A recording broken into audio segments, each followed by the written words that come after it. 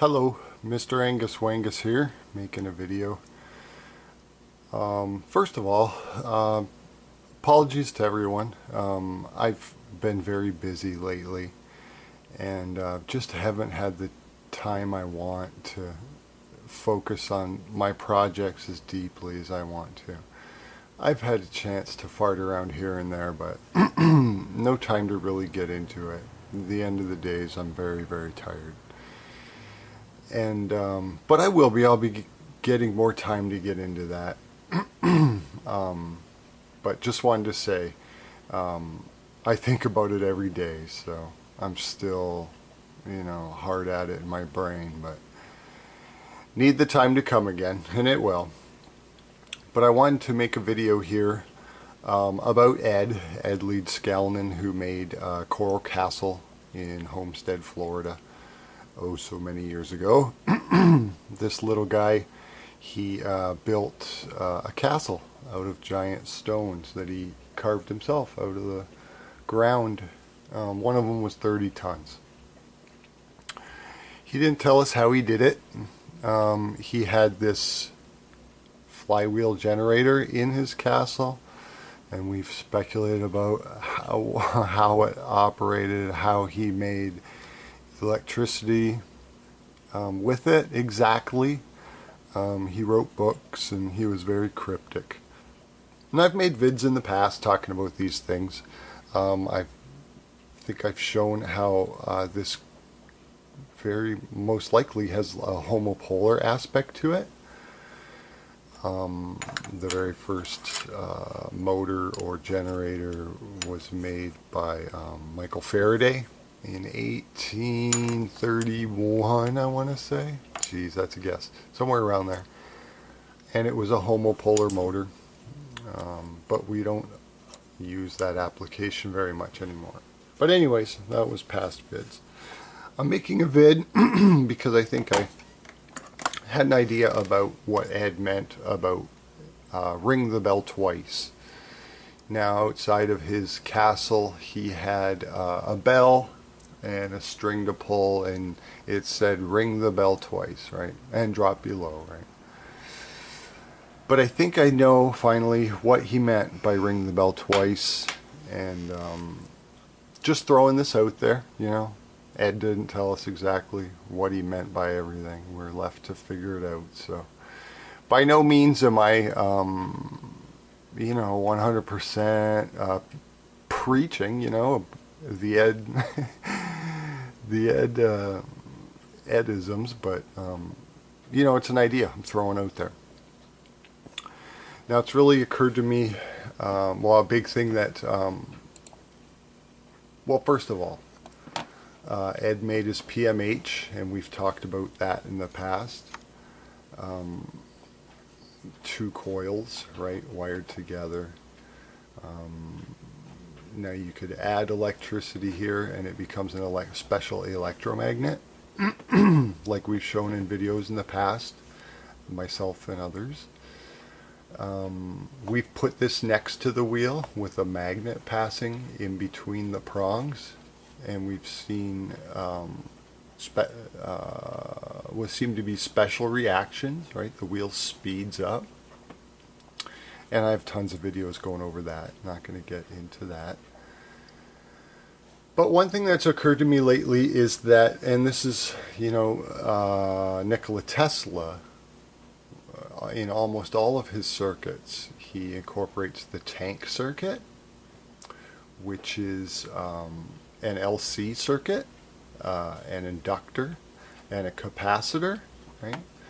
Now, if we imagine, the bell in Ed's ring the bell twice, to me, a bell's not going to ring unless it's a resonant circuit, right? If you have a bell with a crack in it, it's not going to ring because the circuit is broken. But if the circuit is complete all the way around the bell and you hit the bell, it's going to ring, right? Well, I was thinking that, a resonant circuit is like a bell, right? You have the copper wire and you put it in a circuit, and when you close the circuit, it's like a bell, and the electricity flows in it, right? If there's a crack in that copper, the electricity is not going to flow, right? It's sort of like the bell with the crack isn't going to ring. So I was thinking that, you know, if you made this a resonant circuit with a capacitor in between, it would be called a tank circuit, and that's something Tesla worked with. Many of his circuits and devices have tank circuits incorporated. Now, what's a tank circuit?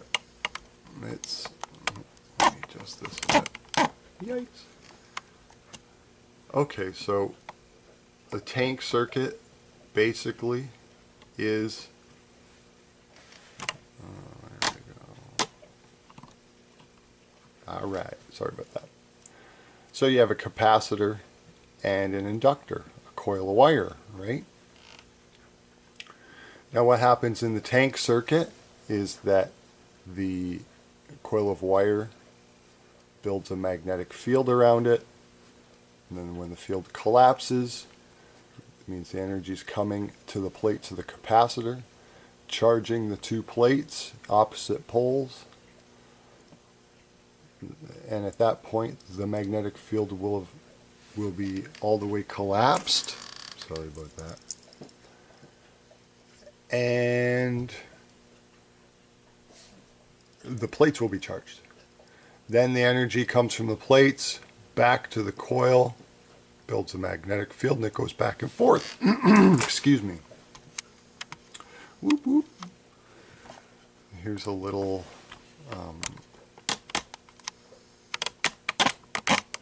video of it. I'm gonna just mute it because this video is longer than that, but you can basically see how it's going, right?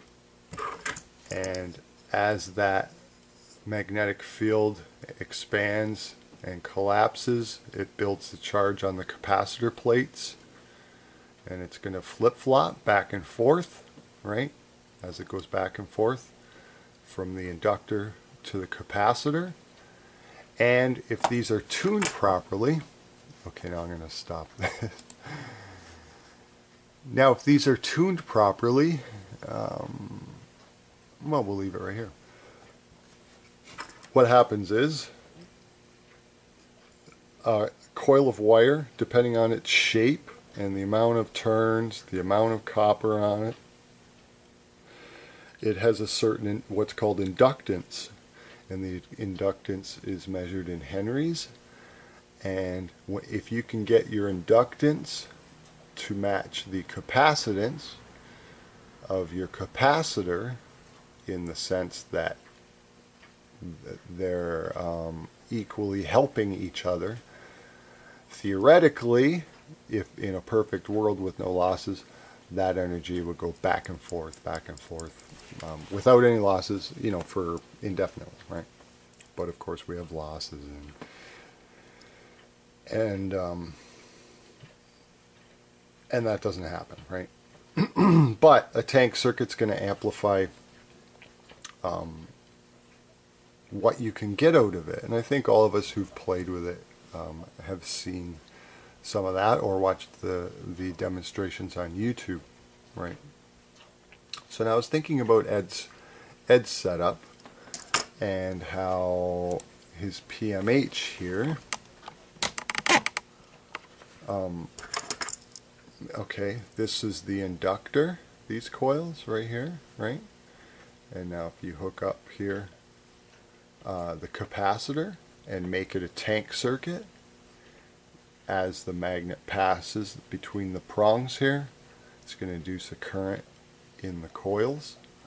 It's going to make its own magnetic field, which will collapse, and the energy will build on the plates of the capacitor as a result, like we just saw in that little animation of a tank circuit. And so it will oscillate back and forth if you can get this inductor to match your capacitor, right? They have to be equal in a sense to help one another. You have to have the proper capacitance for the inductance that you have to get that tank circuit effect. The resonance or standing wave is what it's called. The wave gets stuck in between, back and forth, or that's kind of how my brain sees it. So now, if we were to do that, and we would have our resonant tank circuit, right? And remember the correlation between the resonant circuit and the bell, right? The bell is a resonant thing, right? It resonates when you hit it. So I think the circuit would be the same, a resonant circuit with a capacitor or a tank circuit.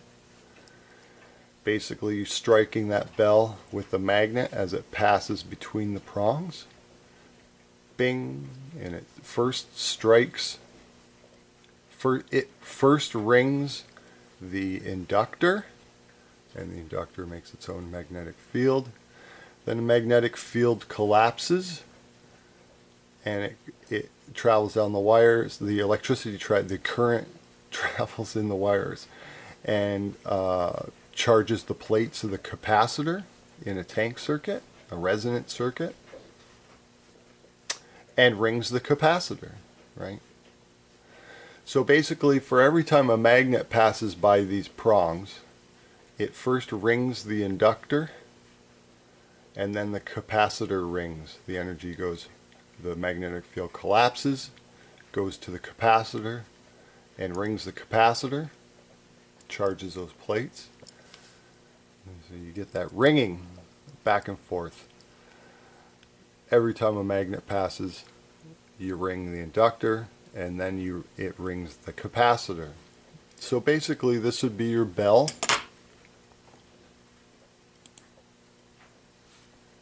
Right? This would be your bell. And every time the magnet passes, it rings the inductor, and then it jostles over, and it rings the plates of the capacitor. No current travels in the capacitor across the capacitor plates unless the capacitor is defective. So the energy goes back and forth.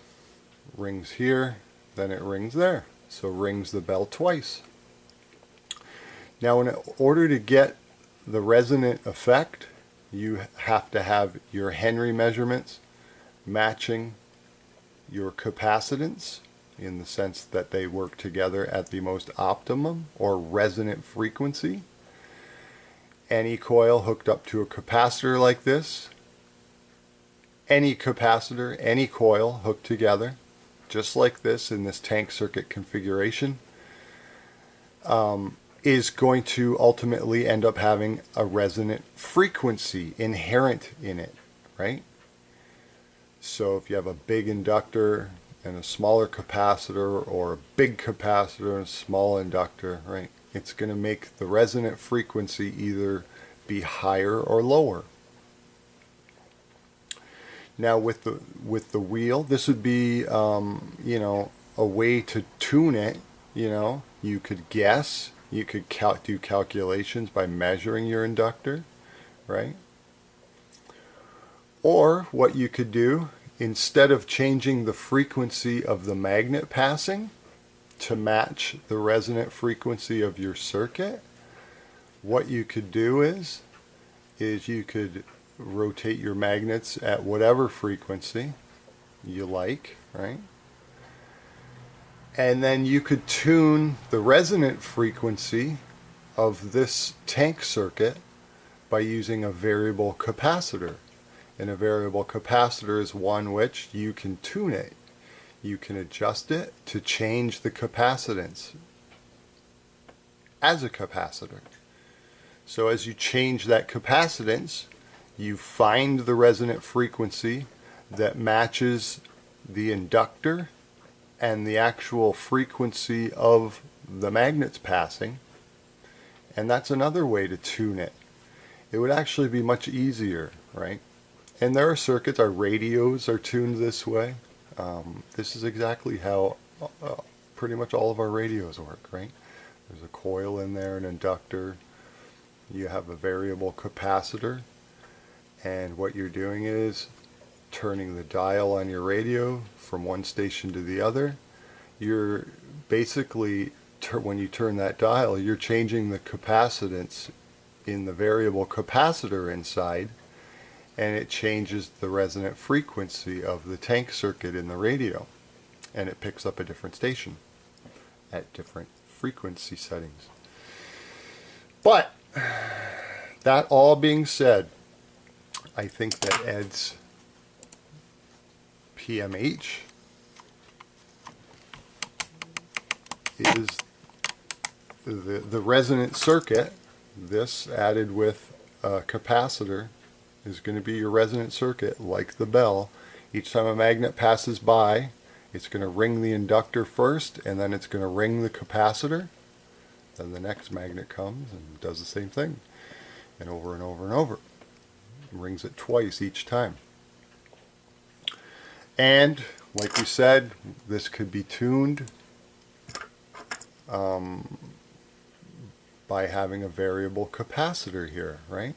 Well, lo and behold, what does Ed have on the wall at Coral Castle?